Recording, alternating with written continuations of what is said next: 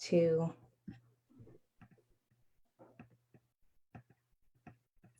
Hello, everybody. I'm going to wait till Facebook does its thing because there seems to be a little bit of a delay sometime. But happy Friday. Hope everybody's doing good. Welcome to Marriage, the Real Talk.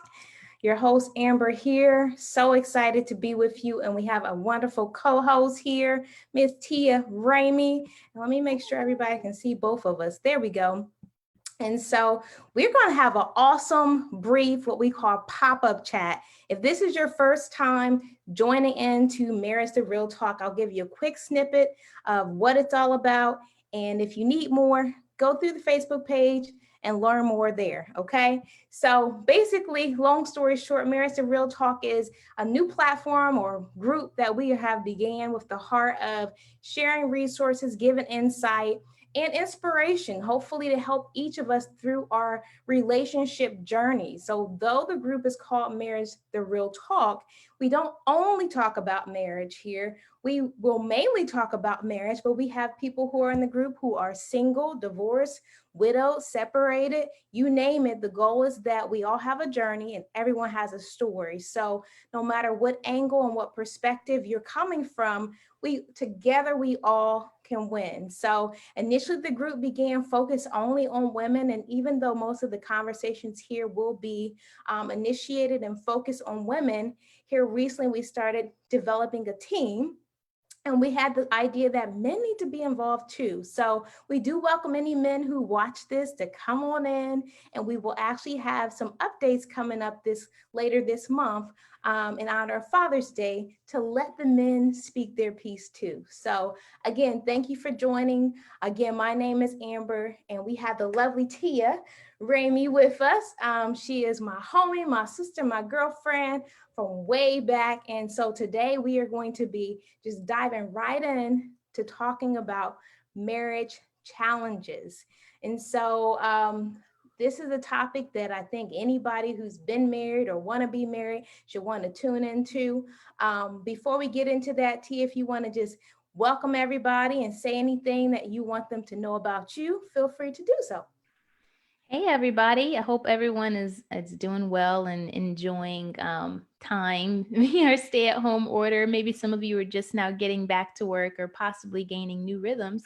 I have been married 12 years now. I've got one little girl. She is 11 years old. So that's just a little bit about me. We do a lot here in this house. So we've been just trying to function and get through new life and new territories, charting new territories, and now starting summer break. So I'm really excited to talk to you all tonight.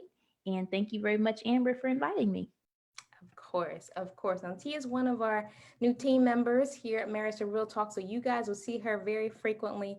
She has a lot of experience and she is very humble in her intro, but she's a lot of woman. She holds a lot of experiences and juggles a lot of hats. So thank you for being here. Let's jump right into the topic. So before we came together, we haven't really talked that much. This is going to be a flow. And we kind of wanted to be that way because we organically have experiences, right? We don't really need to rehearse anything. And that's what I love about real talk. We're just going to talk from the heart. We're not rolling nobody under the bus. At least I don't think. But But we're just going to talk about the reality, the realness of it. And again, my hopes is that if you are single, wherever you stand, it doesn't matter, that you will be able to take a nugget and maybe even pass it on to somebody else who's about to get married or on the verge of divorce or what have you. So let's jump into it. I'll throw out a first question and then we can kind of go back and forth and go from there. So for me, one of the biggest challenges, I think, after you go through that initial phase is when the initial phase, of course, starts with the dating, the lovey-dovey, everybody loves each other, everything's mushy, right? And I don't know, how long did that season last for you, T? After marriage? Yeah.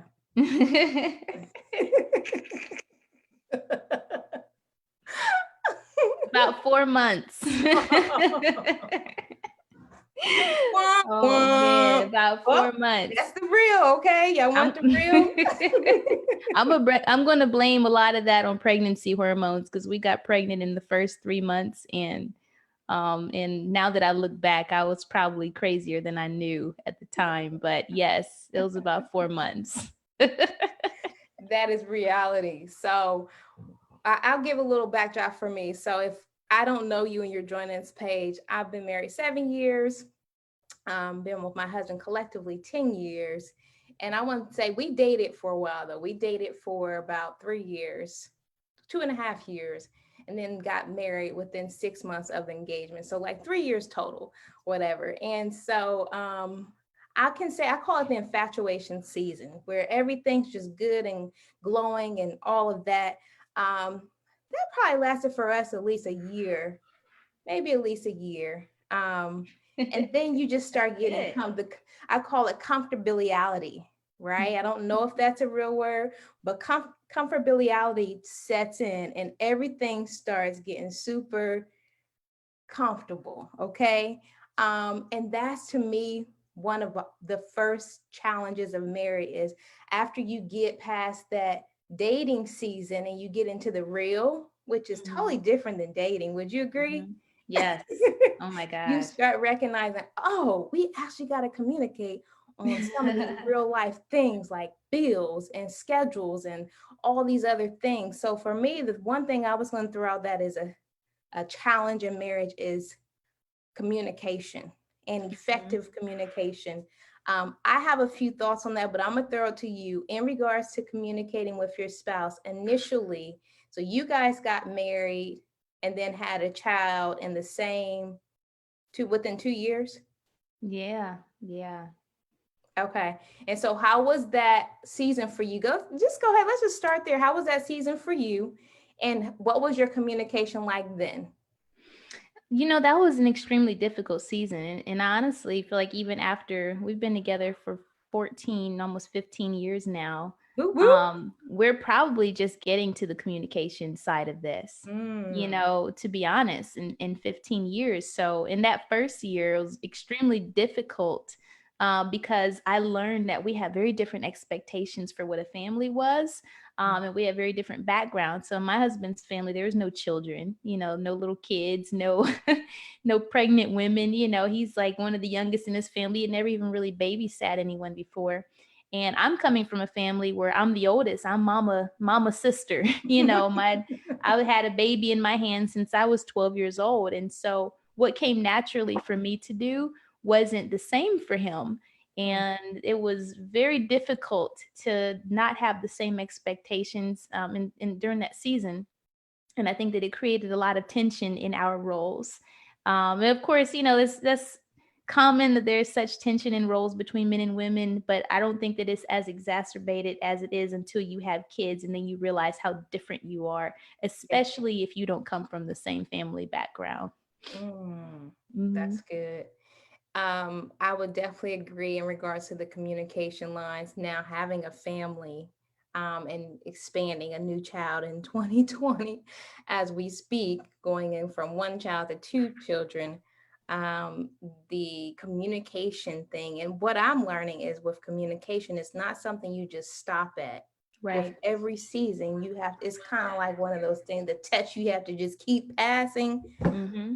Oh, and some days you just like, Mm-hmm. I don't want to pass this test no more. I'm over it. I'm done. But one thing I'm learning with communication is like, you can't want to quit. Mm-hmm. You cannot want to quit. And that's going to just jump me into something else that I wanted to talk about. But one thing you brought up was the difference of the family lines and the upbringings. That was another conflict that I was thinking about when I was thinking about this marriage challenge situation. The backgrounds, and I know me and you talked about it with our other friends, just whether you Mm-hmm. came from a single family household or whether you came from a household with kids or with no kids, and how your personality and what you're used to for 20 or 30 years affects how you are in your relationship. And even the personality changes. My goodness, me and my husband are like like night and day. I'm outdoorsy, feet, no shoes on, feet up, reading a book. My husband don't want to be, he's a super clean, macho groomsman person, which is why barbering makes sense for his lifestyle. But we're just so, it's like so Yeah. odds and ends. And I feel like even when we're dating, there's so many things you don't see because you're just so in like this other span of mind. But then when you get married, it becomes challenging because the lenses of dating life, that's gone. It's like those lenses got crushed, not in a bad way, but it's a whole new lens of living. And so even the dynamics of growing up, a certain way, that's one of the key things that I have heard in listening and talking to other married people is the dynamics of the families coming together. And so I'll even throw out this, especially for anybody who's about to get married or thinking about getting married, pay attention to the families, because Hmm. people think you're just marrying that person. You are marrying the whole unit. I Yeah. don't care if they don't even talk to them. You're marrying what was rooted into the family. You're marrying what was not, Hmm. abuse, neglect, anger, rage. Um, it's just so many things that you feel like it's just going to be me and this person, but it's the conflicts I think sometimes come in because number one, we're not aware Hmm. of what we're getting into. No one really sat us down, told us. And number two, the reality of what you thought you knew before you got married is generally so different than what you learn once you are. I said a lot. I'm going to throw it over to you. What's your thoughts on that or any other things that's come to mind in regards to marriage conflicts? I think that what's interesting about marriage conflicts and even in the contrast of dating is that I think that a lot of people are tempted to see if they can get to know this person as much as possible before they marry them. Like, Speak about it. how they react to this, how they react to that, how do they behave with this, how they behave with that. And, you know, you're always evolving. Like you say, you saw your spouse through these rose colored glasses during the time that you're dating. I don't really think you can practice the perspective of a marriage. I really don't. And the reason why I say that is because when you are married, you're in this place of a total different context and a different sort of a bond and a commitment to which you have to see this person through. And it's not rosy. It's not rosy at all. And there's so many things you'll go through. You'll go through, unfortunately, losing parents, or what happens when they're not, feeling well, or you've got to take someone in, or if someone in the family has money problems, and how do they respond to, like all these sort of things, these expectations. You cannot practice it. And even my husband, we're just getting to this place of me getting to know his family. He wasn't very close, I would say, or at least it wasn't where they were as close as me and my family were. We saw each other throughout the week. We talk every single day. Mhm. So they're just getting to that place because they've experienced some tragedies, Mhm. so I wouldn't have known what that person looked like, of this grieving or now getting to know family and what are appropriate boundaries. And, we're still figuring all these things out. Mhm. And I think that what's important, looking back, is that you understand, enough about the person and their principles and their integrity. And for those to be consistent threads of how they process conflict and challenges. So, for example, if we have a disagreement, are you tempted to call me out my name? You Mhm. know, Mhm. do you struggle with having control over what you say? Are you tempted to go and run and talk to your family and friends and run me down, or like those sort of things? You can't practice it, and Yeah. figure out in every single situation who this person is, but you can pay attention to those common core values and what do they live by, their principles, their integrity, what is consistent in them, their reputation, um, and who they are behind those closed doors. And I think that that's the part that people close themselves to, Mhm. when they're getting to know a person. And you can do it in a marriage. You can ignore it so much, but like you said, these are the issues that you're dealing with. You're marrying an entire person, everything that can, even if you never met the family, I mean, spouse can be, you never know who his parents are, but yet you're still dealing with those people's issues through how it impacted, the person that you're married to, and I wish that I would have known the gravity and someone really would have talked to me about that. Not that it would have changed my decision to get married, but I think I would have taken that decision in the beginning more seriously. Mm, that's a conversation me and my husband have so many times in Mm-hmm. regards to what you didn't know and what you now know, and Mm-hmm. how loose or lightly we just like, oh, this is the next thing. He likes me, she likes him, this is next. We've dated for X amount of time. We see ourselves in each other's future, and you just move forward. But Yeah. because we don't have these real conversations to help us start thinking outside of that bubble, and it's, again, like you said, not to say you wouldn't get married, but the time most of us would have taken to learn ourselves a little bit more, do a little bit more research into family lines and other things, we didn't do, just Mm-hmm. because we didn't know. And I think you brought up also a really good point about um, those things that are in the past.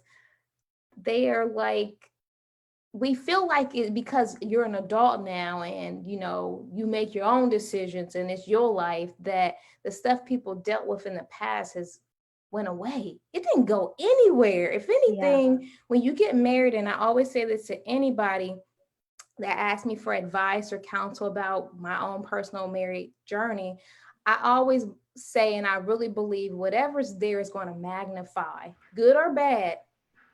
If you're a sweet person and gentle and humble and loving, that's going to magnify as you get married and continue to grow in your bond. If you're selfish and angry and bitter and, self-centered, you're going to see that so much more when it comes time to making corporate decisions for your household. And it's going to be too late to say, oh man, I don't like this. No, now you got to work through it. Yeah. You got to work through it. So that's the other thing I want to talk about. How do you work through? We're going to talk about the real, because me and you have had different experiences within our relationships and are having them. Let's just say that they don't go away. You always are working on something within marriage, because it's two people in two different worlds and two ways of thinking and on and on. So let's Mhm. talk about the differences and how do you work through them. So some people call it conflict resolution. I know before I got married, I went to a counseling at a church here in Ohio called the Vineyard, and they had a whole segment on conflict resolution, which I thought was great. I think if you are about to get married or thinking about it, seek out counsel, whether it's a small group or one-on-one. It's just wise. It's just wisdom. That it's not going to say you're going to remember everything in there. You're probably not. Mhm. But just starting to have those initial conversations before you say I do, I just think is wonderful. So in this, they talked briefly about conflict resolution, which really means before you get into a conflict, you and your partner have an understanding on how you're going to resolve conflict. And though it's a good, cute conversation to have, of course, when we're in conflict, we ain't really thinking about working through things, peaceably in some cases. Some of y'all may have more grace than I do. I'm still work in progress. But if you have a strong personality like me and T have, Hey. we have had situations where, we just got to learn how to humble ourselves. So let's talk about what's an example of how you deal with conflict now in your relationship versus when you first started, and then I'll come in on the back end to answer my side. Woo, that's a loaded question. I I know, will right? be humble first and say that I was a hot mess in the beginning of this. And for starters, I got married. I was 22 years old, so I was very young and didn't know myself very well. I didn't even know I could get that mad. Okay, nobody Well, made me angry. Nobody could push your buttons like your spouse can. So I didn't even know I could be that mad. I didn't know I could respond like that. But um I think we used to have some real wars, like, and sometimes it would take weeks. We've just had like explosive walkout, you know where the doors are. And I think that we were very breakup to makeup in the beginning. For years, you had that one fight that just went overboard. Now I don't even think it lasts an hour. We've gotten Hmm. so much faster at resolving conflict than what we used to. And I think that for starters, what we had to learn about each other was that no one is ever intending to hurt one another. I had to learn that about my husband. I learned that you're not trying to hurt my feelings. And I think that I'll speak for myself, I won't speak for all women. I tend to over process, and if you are a person that has a lot of war in you, Mm. and you got a lot of fight in you, and you got a lot of spunk in you can read a text the wrong way. You cannot hear someone's heart. And if you're in, for me, I wasn't mature enough um, to believe that his intentions were good, you know. Also grew up in a family with very strong women that I love very dearly, but they didn't have a good perspective of men and what strong men are. I have a husband who's a very strong personality. So I wasn't really prepared to deal with that. My dad was a man of very few words. Very few words. That's not my husband. So I'm not used to having all this dialogue. I'm used to the womanly monologue, and there's this grunt and that's the end of the story. So this back and forth, it was this power struggle between the both of us. Mm. So I'm going to put that as a maturity issue on me, because I do believe that you should always honor your spouse. And I think that if you can at least, and what I had to learn was to have a foundation of honor, and respect and love and understanding. And I think you have to not want to be mad. You really have, for me, I had to get rid of the offense. And a lot of people who are easily offended is rooted in pride. And I believe now with all my heart that if you want a successful marriage, you really have to break up with your ego quite a bit, which is Every day.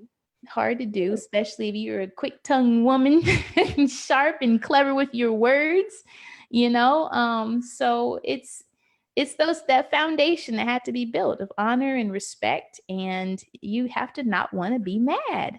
And if you're a person that has a lot of anger, things that I was, that may be boiling that you don't even really know that's there, and it could be any frustration. You could be mad that you keep telling him to put his socks in the hamper and he leaves it next to the hamper. And if you stay there, those little small things boil and boil and boil, and it's always the little stuff. The biggest arguments would always be over the smallest stuff. Always. So it's like you just have to be that person. For me, when I say I had to get rid of the ego, is knowing that he is enduring me too. He's enduring me too. In the same way that I'm enduring him. There are things that he has to ask me to do, or things that he may not be asking me to do. He's just picking it up. I've got my own bad habits.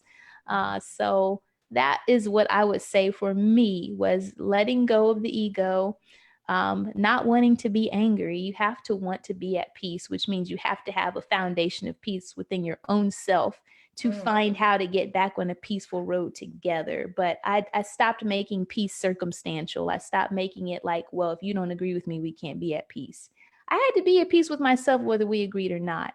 And eventually he comes around. He used to take weeks to come around. Now it's like, okay, it's within the hour. So I don't think that we have an issue that maybe lasts more than 30 minutes anymore. But it took us several years to get there. And a lot of that was just some self-work and maturity that had to be done over the years. So how did you get from, the extreme to here? Did y'all have a self-talk? Did y'all go to counseling? Like how did you get there? For me, we've gone to marriage counseling several times, and I love marriage counseling with couples because it's nice to have a man and a woman that are both there. Mm-hmm. But I don't think that that's really what made the transformation. For me, I went to counseling for myself, by myself, to do some self work. And I also started studying and focusing on perfecting my communication skills. And it was just surprisingly enough, I started thinking of my business. And, there's all kinds of books like How to Win Friends and Influence People. I started studying communication. I started studying words, and I started studying love languages. And improving my communication, I got better results. Wow. So it just happened to be a subsequent benefit of me trying to figure out how to get better business deals and sell and close clients. I was able to apply a lot of those same principles to my marriage, and you get to close the deal with your husband a lot faster when you know what people respond to. That is so good. And it's so wise of you. I mean, that's you put your big girl panties on. I'm just gonna say it. That takes some guts to be like, you know what? I'm not gonna worry about him today. Let me work on me. Let me Mhm. work on me. That's so good. So I guess in answering that same question for me, which the question was, if I can remember, how do you deal with conflict resolution Mhm. before and now? So when we first got started, we didn't really have a lot of conflict. We had a very small, little, cute little apartment, less than 800 square feet, and we did okay for the first year or two. And then the more you together, the more it's like, oh, okay, these worlds starting to collide. So at the beginning, I can say we did pretty well. Just because everything's so fresh and new, and then we didn't have kids initially. We had our first child after 5 years, so we had a lot of time to just get to know each other and just kind of be, I can say maybe in the last 2 years, I feel Mhm. like we're working through more conflict resolution, and it really is just differences. And so I'm going to be honest and say, I have not arrived in this area. I still will be the ram in the situation, like ready to head bump. Um, but I'm trying to learn. And so some of the things that I can say I'm using as tools to help me work through some of my strong personality, self will, and pride that you just talked about is number one, trying to focus more on what the Lord says and trying to make sure that I'm living my life out of love and honor of my family. Because if we're honest, sometimes as women, if we're not careful, our sharp tongues or even our wit that God just gives he gives women the know-how and the insight to do things, but sometimes we can use that as a hierarchy, not necessarily against our spouse, but it's just not working in congruence with them. And so I'm trying to personally learn how to work on just, like you said, staying in a place of peace. And peace, having a peace in your heart and a peace in your home is very intentional. Anybody who knows me know I'm Yes. always talking about intention, intention, intention. And intention is hard work because some Yes. days you good and some days you don't care, right? Yes. Some days I'm gonna just let you have it and we ain't gotta talk all day. I don't care, right?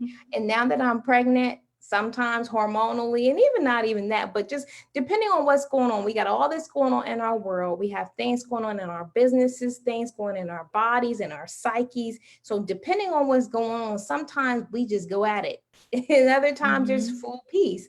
But what I love about what you said, T, which is what I'm trying to continually adopt in my own self, is taking ownership for Amber's side.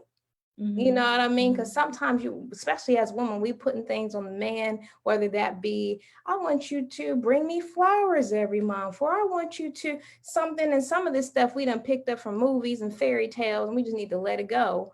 But but some of the expectations, and that's one of the other things I wanted to talk about. We may not get into it in this Good. chat, but is the expectations that we have for ourselves and our spouses.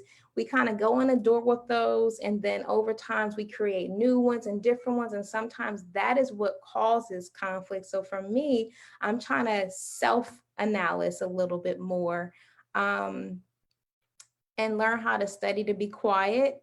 It's so Mhm. quick to speak. I mean, I have learned to be quiet, but I'm quick to speak. Yeah. Okay, God made me a communicator for a reason because I will just go on in. But I'm learning that doesn't bring you the peace and the joy and the love and the intimacy that you want, right? Um, and you have a part in that. So that's kind of where I've been. Our communication has grown immensely, though, between me and my husband. I think we're better understanding of each other now, but now it's applying that. Now I know Mhm. this, and about him, but the thing is, are you going to apply what you know? Yes. Um, are you just going to Yeah. say, yeah, I know you like that, whatever, So just really having the heart. And another thing you said that I thought was really good is in regards to knowing the intention of the other person. You Mhm. intend to do me well. And then because Mhm. I know you intend to do me well, in return, I intend to maybe not have that harsh tone when I talk to you, or be a little more peaceful, throw a little grace in it, and in this situation. So we have just a few more minutes. And so let me see what's another really good one. Or let me ask if you have any specific ones you want to bring up. I have a question. Okay. So, in regards to, if we just go back to dating and conflict, because most of the time what people are afraid of before they get married is, how does this person deal with conflict? And when you're in that lovey love phase, like you said, you don't see it necessarily because you do have more pace and grace. And, Mm-hmm. what would you have said to someone or your husband if you could go back to him while he was dating you, or what red flags to look out for in you? If Oh, that makes me? sense. Hmm. What should he have seen that he probably didn't pay attention to? What would have been your red flags?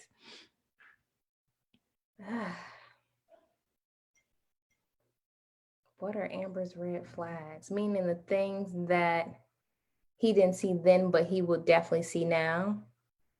Yeah.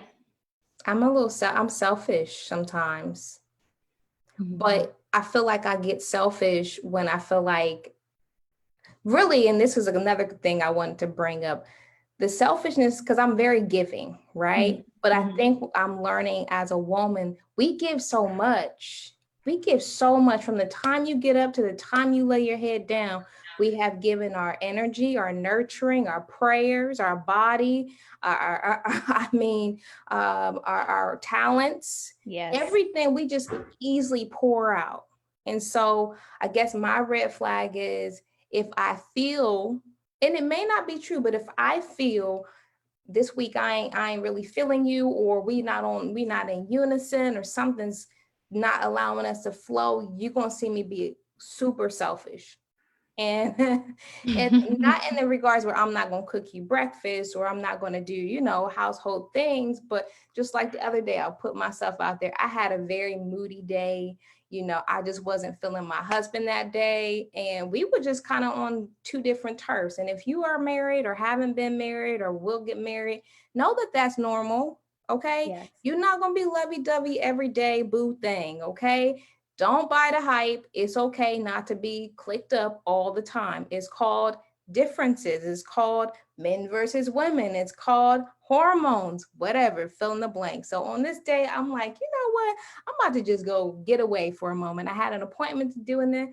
For me, I don't eat sweets a whole lot, but this day I went over to my girls' bake shop, and I was like, I'm gonna get me a piece of cake, and it's just gonna be for me. I'm not sharing it with nobody. And I just had a super selfish moment. Now, some would say that's just self-care, but I know Mhm. in my heart, I'm forget everybody. So I guess if I had to narrow it down, I would say one of my red flags is, if I don't feel like you care, or I don't feel like, we on same terms, then my selfish level will rise. Mhm. Yeah. I'm I, working on it though, I some can days. I can get What that. about you? What's your red flag that Drew didn't see that he now sees? I'm a procrastinator. I am a huge procrastinator. Oh man. I don't see And that at all, T. Not at all. But continue. yeah, to a type A personality like my husband, who is meticulous and he does things early. A person like me is sure to push your buttons. Oh I man, don't he see should it have at saw all. And that. I work with you. But hey, it could be different at home.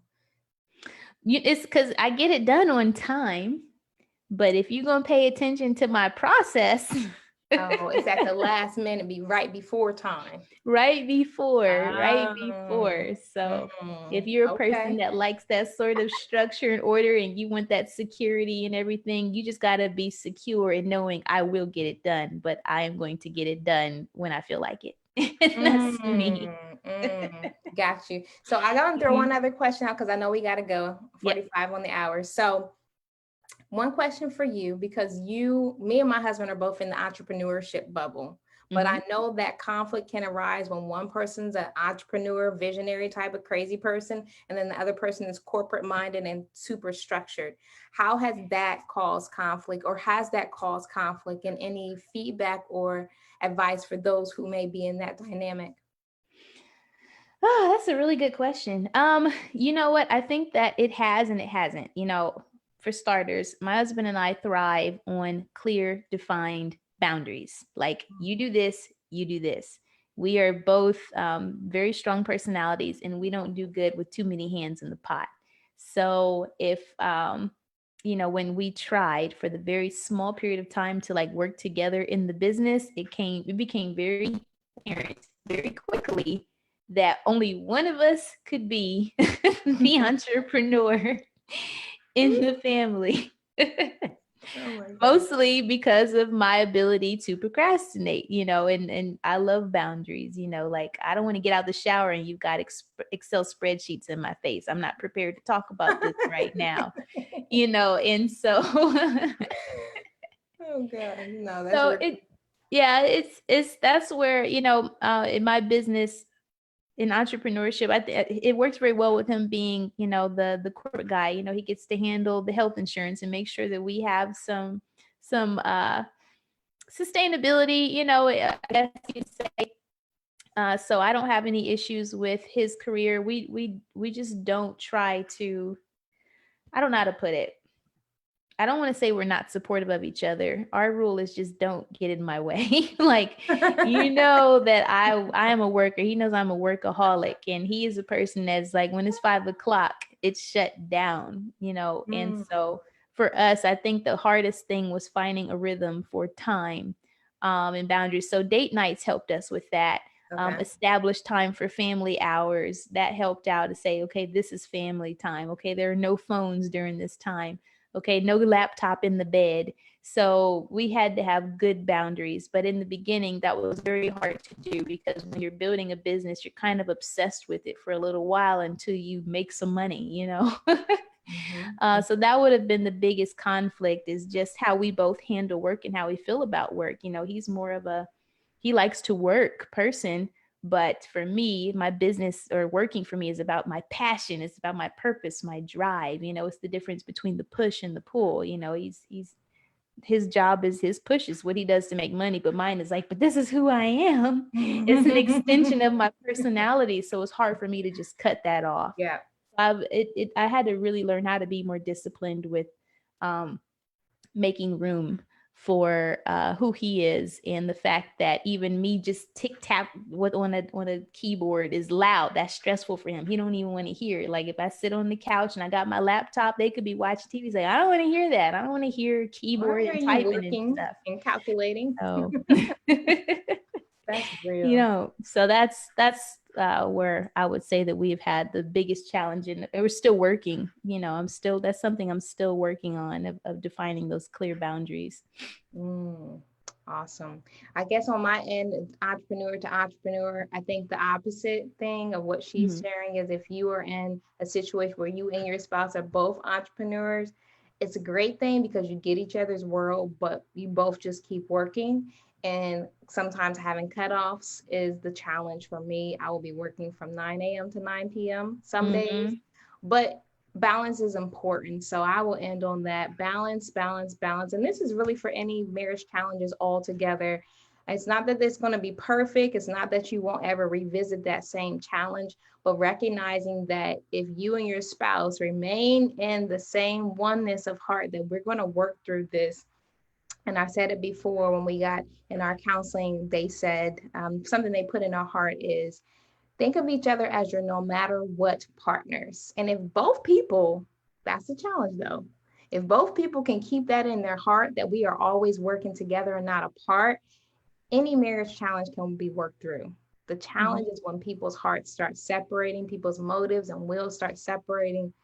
That's when it gets trying. So hopefully today's conversation was something to give you something to talk about, and hopefully some nuggets that may help you in your own marriage journey. What I love about Marriage and Real Talk is that no one's arrived. Like, we clearly are works in progress, but we can Yes. share, grow, encourage one another. So Until next time, I am going to say thank you again, Tia, for being with us.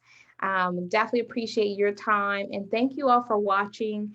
Stay tuned, invite a friend, share, repost. There will be more information to come in the very near future. Have a good rest of your Friday. Good Ciao. night.